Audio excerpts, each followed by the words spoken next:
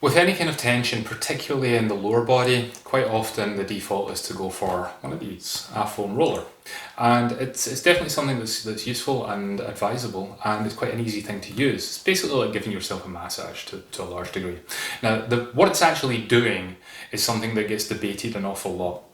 A lot of people seem to think that what you're doing here is you're massaging the muscle and therefore lengthening the tendon or lengthening the fascia. And that's not really what the goal of this is. The purpose of using a foam roller at the end of a workout is to try and get that extra bit of mobility, that your muscles are already warm, they're broken down, and therefore trying to lengthen the fascia a little bit in order to create an environment where when everything starts to repair itself, it does so in a more loose way than it would otherwise. However, a lot of people say not to do foam rolling before a workout or not to do it unless it's at the end of a workout because it's a waste of time. Something I very much disagree with, but that's a debate for another day.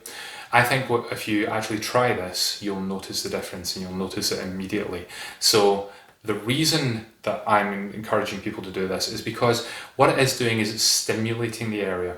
So if you're using a foam roller and you've got the belly of a muscle being impinged by this roller, so you're on top of it and you're trying to press down and you're impinging the muscle belly so that it's normally like this and you're sort of pressing it in, you're causing a pinch point within the muscle. And as a result, your body starts to panic a little bit and starts to try and throw blood and oxygen through that area at a more rapid pace because it's struggling to get through. And therefore, if you do that for 30 or 40 seconds, when you stand up and release the muscle, you're going to get this whoosh of movement internally through that muscle, and therefore you'll have a window of opportunity before it calms down to have more movement within your body.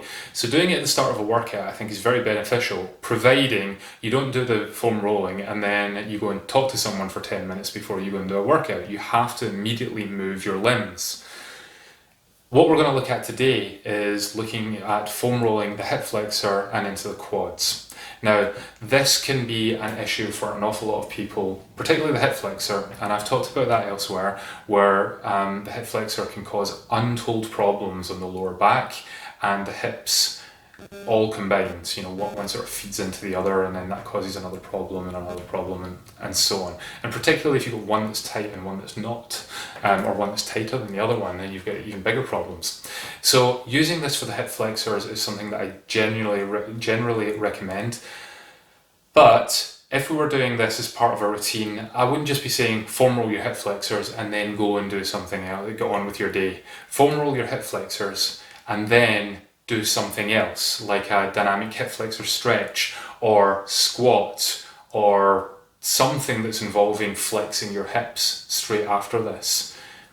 That would be my way of approaching this. The other thing being that I'm going to show moving it straight down into the quads. Now that's because the quads do tend to get pretty tight, especially if you've done any exercise or if you run a lot or if you do any sort of impact work where you're jumping a lot.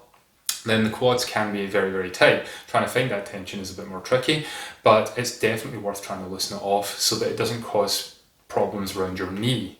So doing the whole range is definitely beneficial. If you were going to do one over the other, for most people, it's the hip flexor region that's going to be the area that you should be focusing most of your attention on. So what I'm going to do is, when I'm demonstrating this, I'm going to start at the hip flexor, stay on there for a little while. Normally I'd suggest staying there for about 30 or 40 seconds and then moving down the leg. But as you move down the leg, you're going to have to move from side to side, trying to find the points of tension. If it's painful, that's the area to stay on. And try and relax around that pain, because it shouldn't be painful if it's in a muscle that's pliable. With the hip flexor, where that is on everyone seems to sort of like feel a little bit different. It's not all the way to the side. If you end up all the way to the side and you feel tension there, I'm not surprised, but that's your IT band. Almost everyone's IT band is tight. No amount of rolling is going to loosen it off, but you might still get the same effect from this where you do get a little bit of relief from it for a short period of time. But that is an incredibly tight area, and it's also a very difficult area to stretch. So it's bound to be painful on most people, but that's not the area we're looking at. It's also not usually directly at the front on anyone, depending on your frame size. You're not going to find it directly at the front. It's usually slightly off to the side. Around about 45 degrees round is a good starting point, but you might have to move inwards or outwards. If you don't feel any tension, any feeling of, oh, what was that? You're not on it. So try and find the area that makes you feel like, oh, that's tight in there. There's a chance that you're so pliable and flexible that when you do this, you don't feel anything, no matter how much you're moving around, in which case you probably don't need to do it. But if there is any tension there, you're going to find it and you're going to feel it when you find it. So move yourself from side to side, and I'll try and show you that while I'm demonstrating it.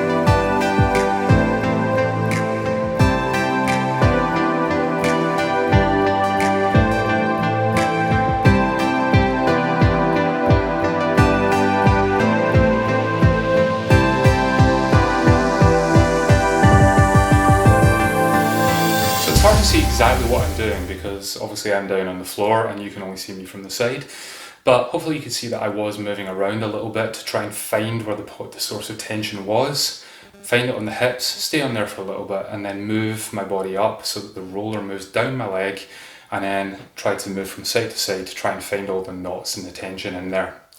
Remember to breathe, try and relax your way around this while you're doing it, don't fight it. If you find that you're sort of gritting your teeth and holding your breath, you're not doing yourself any favours. Just take your time, relax, and work your way through it. Be like water and flow over the roller. Give it a shot, both legs, spend as much time as you need on them.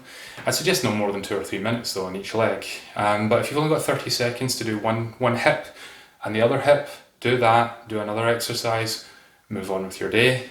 But it's definitely something, it's not doing any damage, you're not stretching or anything, so this is something you can do repetitively. You're not causing micro trauma or anything like that, so you don't need to recover from it, but it is creating that stimulus all the time, which is going to help your mobility in your legs, round the knees, and try and stave off pain going forward. Give it a shot, see how you get on.